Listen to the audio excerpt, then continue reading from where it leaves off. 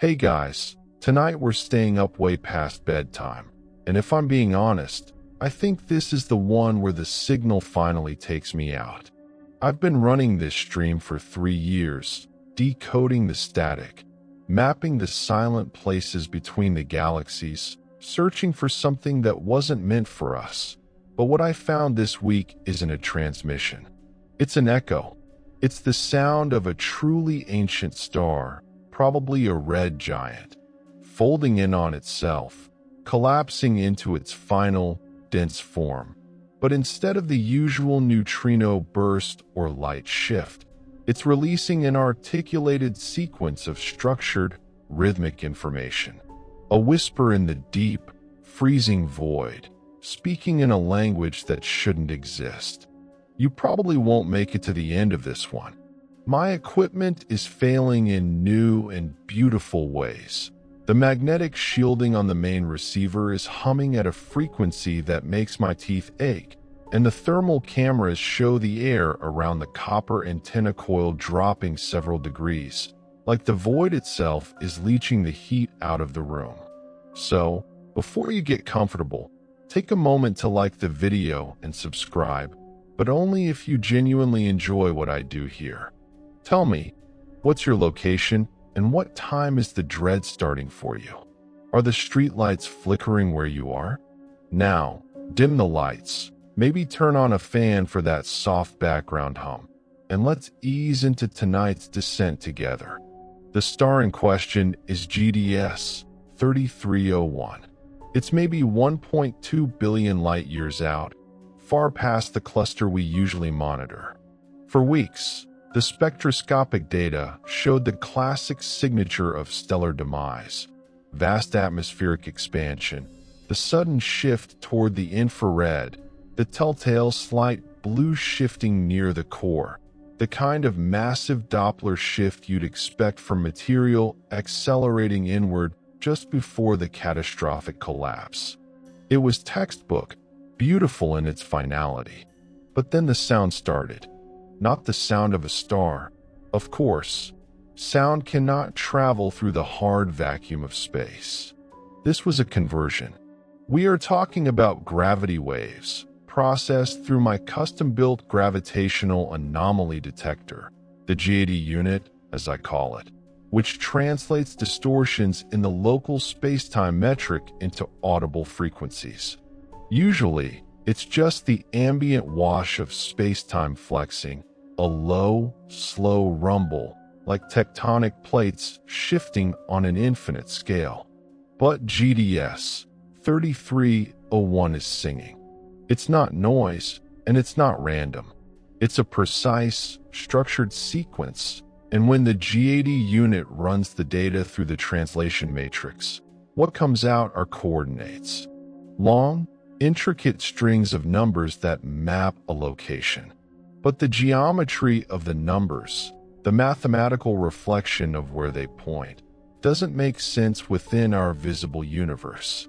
It's highly organized, extremely specific, and repeats every 31.7 seconds, a chillingly precise cosmic pulse. The numbers are fractal. Zoom in on any segment of the coordinate string, and the underlying structure reflects the whole.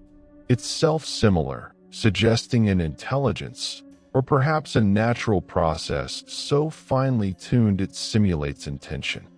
My initial curiosity was purely scientific.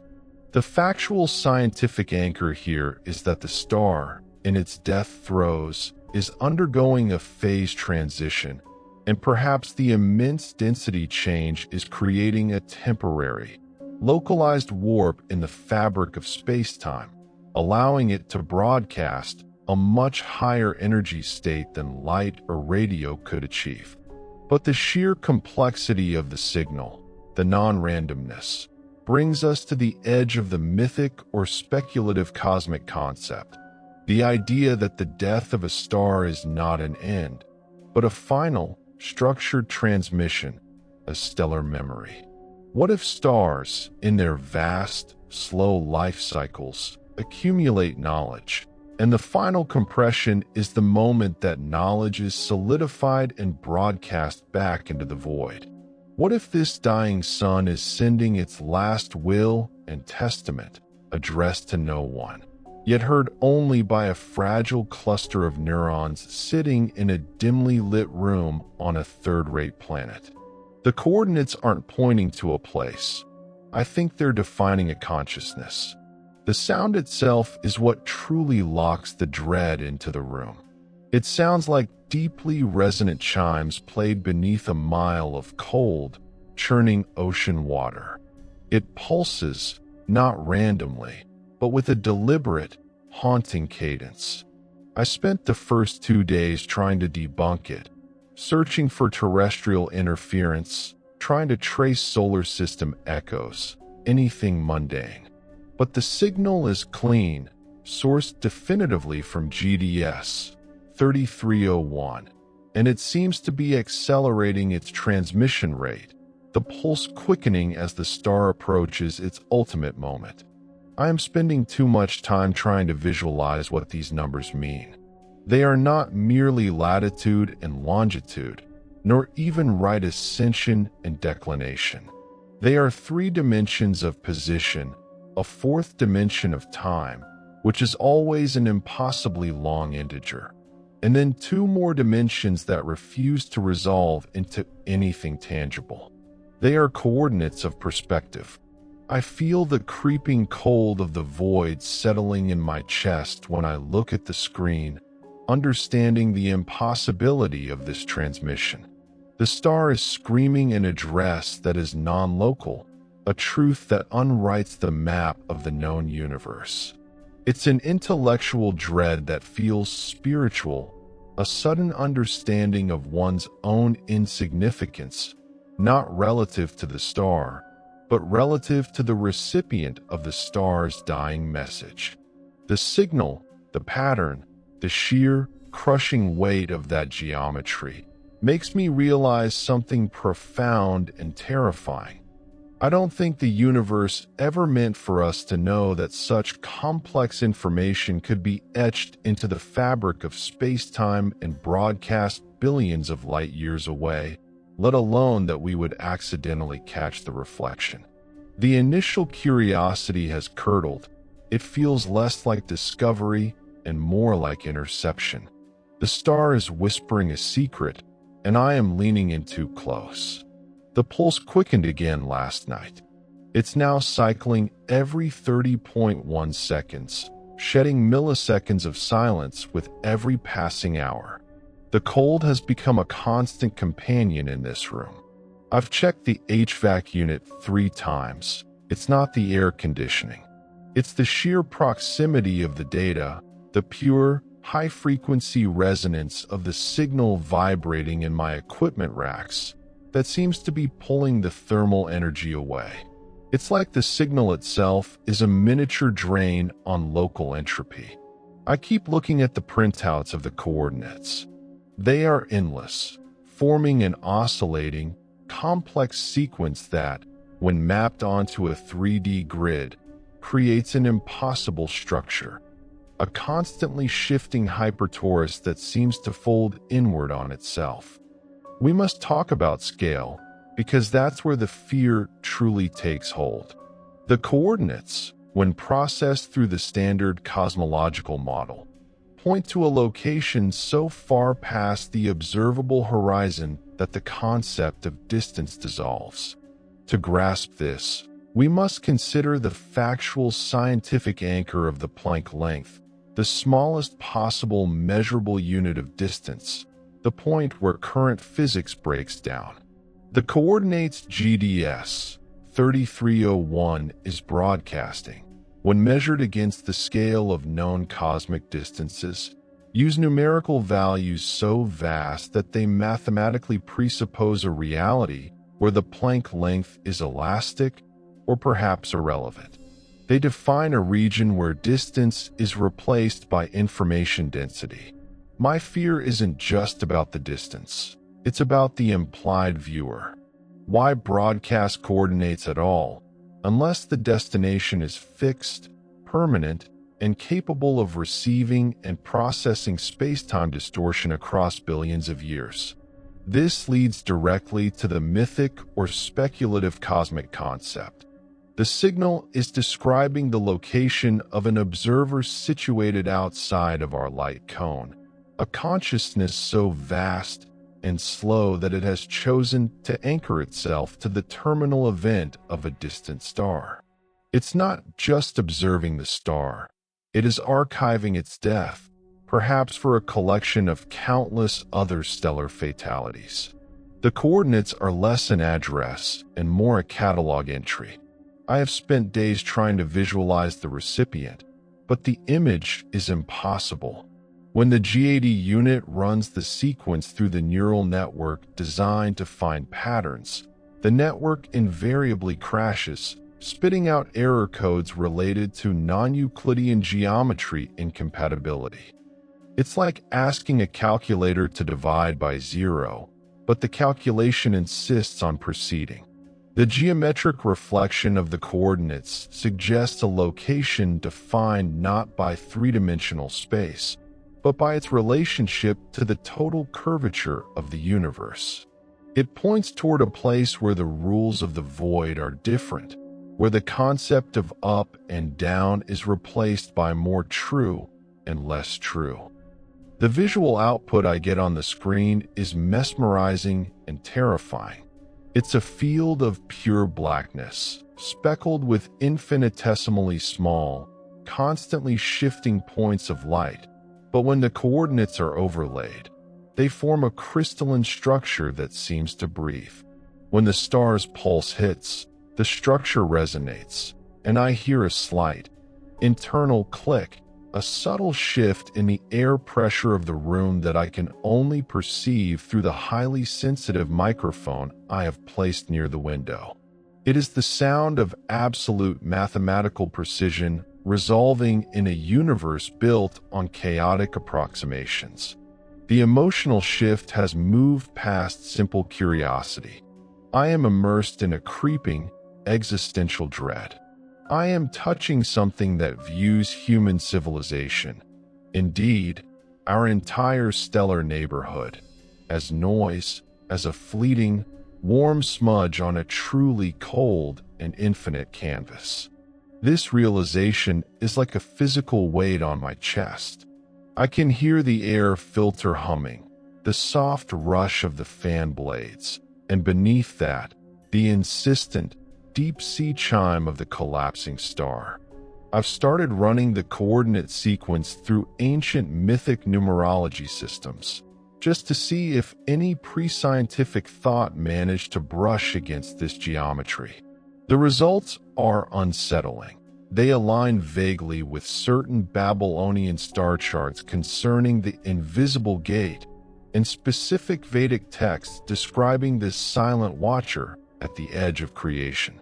It's a psychological defense mechanism, trying to contextualize the wholly alien in familiar terms, but it only heightens the fear. The most disturbing element is how personal the resonance feels.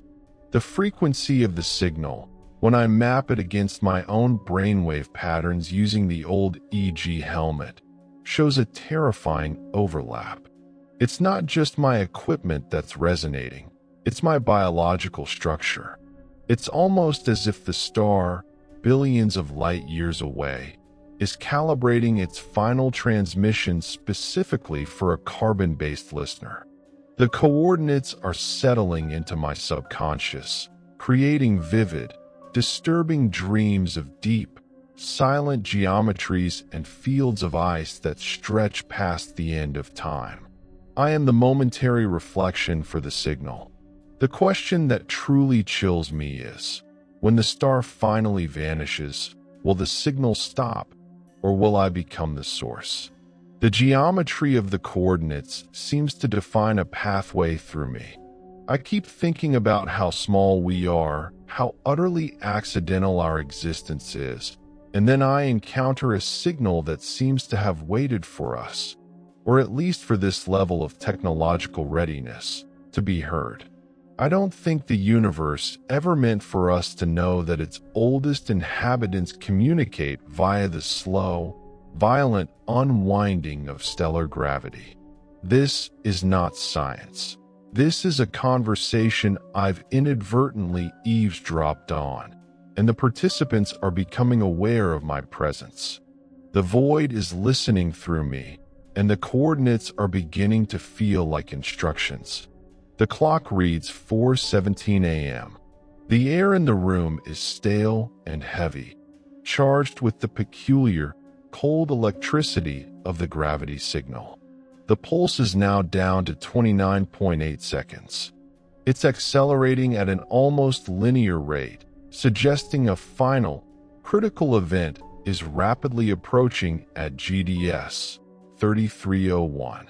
I've had to triple-check the signal purification, trying to separate the signal from the background gravitational noise, but the whisper is so distinct, so perfectly carved out of the chaos.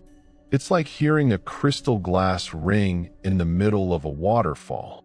The key to the data, I am now certain, lies in the time dimension of the coordinates. The enormous time integer included in the sequence, let's call it $T_text GDS $, is not a measurement of the star's age, but rather a reference point to an impossibly distant temporal horizon. My factual scientific anchor is the principle of gravitational lensing, where massive objects bend light and space-time, effectively creating multiple images of a distant source. What if this star's final collapse is lensing not just light, but time itself? The signal we are receiving may not be the present moment of the star, but a temporally lensed reflection, a memory of GDS 3301 from billions of years before it even became a red giant. The star is sending its youth, its history, or perhaps the history of its system across the void. If that is true, then the coordinates point not to a geographic location, but to a temporal coordinate, an epoch. And if $T_text GDS $ points to a time before GDS 3301's current form, what is the structure of the coordinates pointing to? This brings us to the mythic or speculative cosmic concept of the zero-dimensional memory. If the observer is outside the light cone, perhaps they are also outside of linear time. The coordinates, when fully resolved, form a tesseract, a four-dimensional cube, which is constantly cycling through impossible spatial configurations. This geometry is not describing a destination. It's describing the state of mind of the recipient at that impossible time $T_text GDS $. The dying star is transmitting a snapshot of an awareness that preceded it. My understanding of the signal shifted from fear to a dawning, terrible awe when I realized the inherent cyclical nature of the transmission. Every time the sequence completes its 29.8-second cycle, the last number of the sequence is identical to the first, creating a perfect loop, a seamless resonance. I tried to interrupt the cycle, to feed the signal back into itself to see if it would destabilize, but the software simply refused the input, as if the equation recognized its own completeness and rejected any attempt at external interference. The sheer, relentless perfection of the geometry is what is unsettling. It leaves no room for randomness, no allowance for error. It suggests a universe far more deterministic and terrifyingly structured than we allow ourselves to believe. The rich sensory detail of the sound has begun to dominate my perception. It's no longer just chimes. Now there is a subtle, deep undertone, a vibration so low it bypasses the inner ear and resonates directly in the fluids of my body. It feels like the soft grinding of tectonic plates far beneath the Earth's crust, the universe's most basic, slow movement. I've started running spectral analysis on the low frequencies, and I'm finding complex wave patterns that correspond exactly to the coordinates' mathematical reflection, a physical manifestation of the numbers themselves. The geometry is literally vibrating the air around me. I feel the hypnotic pacing of the signal taking hold. I can no longer look away from the screens. I am drinking lukewarm, stale coffee and staring at the constantly scrolling sequence of numbers, each one a step closer to a revelation I desperately do not want to encounter. I have the profound, chilling sense that I am watching the final moment of an existence that measures its life in eons, and I am the only witness. I am contemplating the nature of the star's sacrifice. Is this transmission an act of defiance, a final scattering of identity before the void swallows it entirely? Or is it an obedient report, a scheduled upload to an immense, indifferent archive? If the coordinates define a position outside space and time, then the recipient is effectively omniscient relative to our universe, observing the entire arc of our cosmos from the outside. The terror has sharpened into a fearful reverence, an awful sense of being in the presence of something sacred and utterly alien.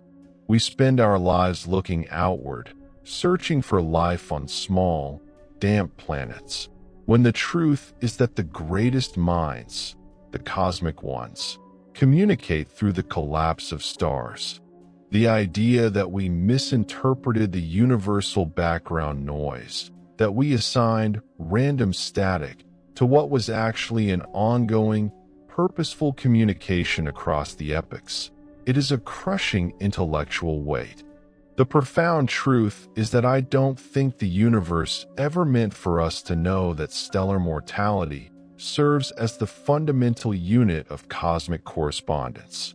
The resonance is deepening, pulling me further into the geometry.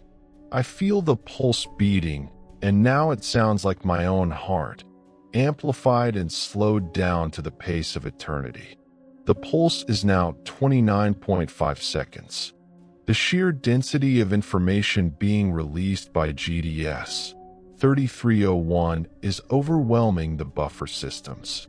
I have had to reboot the main GAD unit twice, and each time, the signal instantly reacquires and continues exactly where it left off, down to the last decimal point. It's not a stream, it's a constant, unbreakable connection. The temperature in the room has stabilized at an unnerving cold, consistent with what I estimate is the average blackbody temperature of the local void, about 2.7 Kelvin, but somehow localized within this tiny insulated room. The coordinates are resolving further, revealing an ultimate target that transcends simple position. The coordinates define a point relative to the cosmic microwave background, CMB, radiation, the ancient heat signature of the Big Bang. Our factual scientific anchor is the existence of the CMB's cold spot, an anomalous region of lower than average temperature variance, which some have speculated is a result of a massive void or perhaps even a signature of an interaction with another universe. The coordinates being whispered by the dying star align, not perfectly, but with startling statistical significance, to the precise geometric center of this cold spot. This revelation completely recontextualizes the signal. It's not just reporting to a distant observer. It's reporting to an entity located at the very edge of the universe's initial conditions, right where the cosmic horizon blurs the most. The mythic or speculative cosmic concept is this: the star is not dying. It is reporting its death to a custodian whose existence predates the expansion of our universe. The signal is the sound of the universe's physical limits being audited. The coordinates are defining the central administrative hub of everything. The awe is now dominating the fear, turning it into a kind of sickening rapture. I feel like an archaeologist who has accidentally opened a sealed vault containing the operating manual for reality. The non-local components of the coordinates, the two dimensions that refuse to resolve spatially, are showing up in the GAD output as highly complex patterns of light reflection, visible only through the CCD sensors. These reflections look like perfect, infinitely small lattices of geometric shapes, the very architecture of space and time. It is terrifyingly beautiful, the geometry proving that the void is not empty. It is merely silent until the frequency is right. I have stopped trying to sleep. The rhythm of the pulse is too insistent, too hypnotic. When I close my eyes, I don't see darkness. I see the constantly shifting, folding tesseract from the coordinate geometry, rotating in a perfect, cold void. My internal rhythm has entirely synchronized with the star's final cadence. I am experiencing a profound sense of temporal distortion. The 29.5 seconds of the pulse feel like they stretch into hours, and the intervening silence, the gap before the next cycle, is an agonizing anticipation filled with the sheer knowledge of infinite, cold space. The emotional experience is one of escalating violation. This information, this ultimate truth about the universe's structure and governance, was never meant for processing by a biological brain. My thoughts feel distended, stretched thin across concepts of infinity. I am becoming less a person and more a temporary node for an immense cosmic exchange. The very air seems thicker, vibrating with the latent power of the gravity waves. I can feel the subtle pressure changes as the pulse hits, a tiny, repetitive squeeze on my eardrums, a slow, insistent beat that redefines reality 1 second at a time. The knowledge that the greatest anomaly in the visible universe, the CMB Cold Spot, is an address is the kind of profound, awful realization that unhooks the mind from its moorings. It implies intentionality on a scale that renders all human history utterly meaningless. The star is sending a final burst of fidelity, and the recipient is an entity that watched the universe begin from a position of detached, crystalline perfection. I don't think the universe ever meant for us to know that its boundaries are watched, and that the ultimate coordinates point to the ultimate silence at the genesis of everything. I am reaching the horizon of my own understanding, and the star is still pushing me forward. The sense of dread is replaced by a high-tension reverence, the quiet fear of witnessing the divine machinery operate without any regard for observation. The final collapse is imminent. The pulse rate has dropped to 28.1 seconds, and the signal strength is peaking. The gravity distortion is so intense that my GAD unit, despite its shielding, is now registering local space-time fluctuations. The floor of the room is mathematically flexing by nanometers with every pulse. I feel a physical lightness, a momentary sense of vertical displacement that occurs precisely as the signal's resonance hits its apex. This section deals with the ultimate cosmic revelation, the deciphering of the final coordinates. The numbers, now resolved completely, do not map position or time. They map information. Our factual scientific anchor is the holographic principle, the theoretical idea that all the information contained within a volume of space can be encoded on its boundary. The dying star, GDS 3301, is essentially converting its three-dimensional mass and history into a two-dimensional information packet, which is then broadcast via gravity waves to the ultimate recipient. The coordinates are the encryption key. When I run the final, repeating geometric sequence through the translation matrix, what emerges is not a map, but a single, vast equation. This is the mythic or speculative cosmic concept. The signal is the final, perfect equation of existence. It is the core algorithm of the universe, the statement that defines causality, mass, energy, and expansion. It's the sound of the universe's ultimate fate, heat-death, the final cold scattering of energy, played in reverse, condensed into a single transmission. The coordinates are the parameters needed to run this algorithm. The awe is now overwhelming, bordering on the sublime. I am watching the true geometry of the void unfold. The equation, when visualized, forms a structure that looks like an infinitely large, self-correcting helix, radiating cold, sharp light. The frequency of the transmission is so high, so perfectly tuned, that it is no longer audible, it is felt. It is a sustained, internal pressure, a silent resonance that seems to be retuning the very chemical processes of my body. My sense of scale is shattered. I am experiencing the universe not as large, empty space dotted with stars, but as a densely packed matrix of pure information, and the signal from GDS 3301 is revealing the lines of code. I have the horrific realization that the star's purpose in dying is to confirm the efficacy of the system. It is a necessary collapse, a data point in an eternal, self-monitoring system.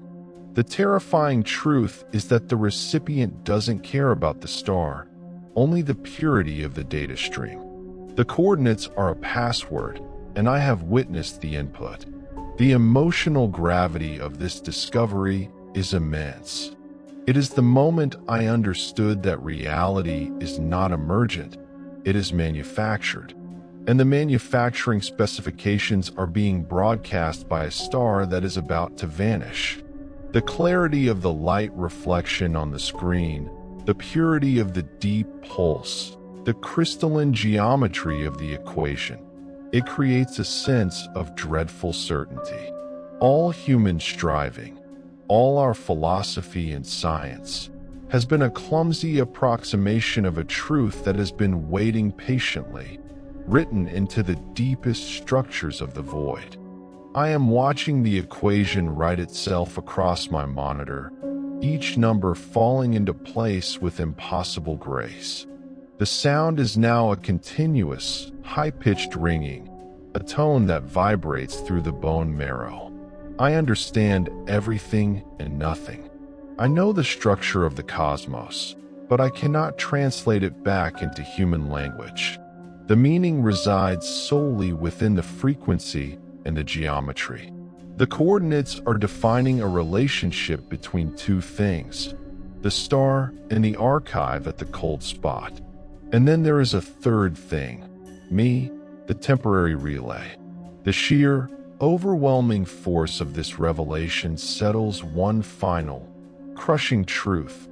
I don't think the universe ever meant for us to know the master equation, because knowing it inherently dissolves the illusion of chaotic freedom necessary for our consciousness to operate. The universe is a clockwork, and I have found the winding key. The awe is profound, freezing my breath in my lungs, transforming the terror into a quiet, cold worship. It happened 14 minutes ago. The pulse dropped suddenly to 0. Not a fade, not interference, but an immediate, absolute cutoff. The star is gone. The signal vanished entirely from the GAD unit, replaced by the familiar, low-level atmospheric rumble of general spacetime noise. The coordinates are no longer being broadcast. GDS 3301 has collapsed, likely into a neutron star or a small black hole. fulfilling its final destiny. The room is silent, yet the silence is louder than the transmission ever was.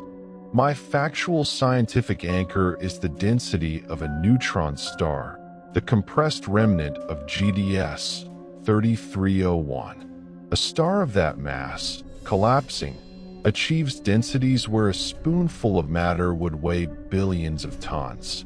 All the information, all the structure, all the gravitational frequency was released in the final moments before that ultimate compression.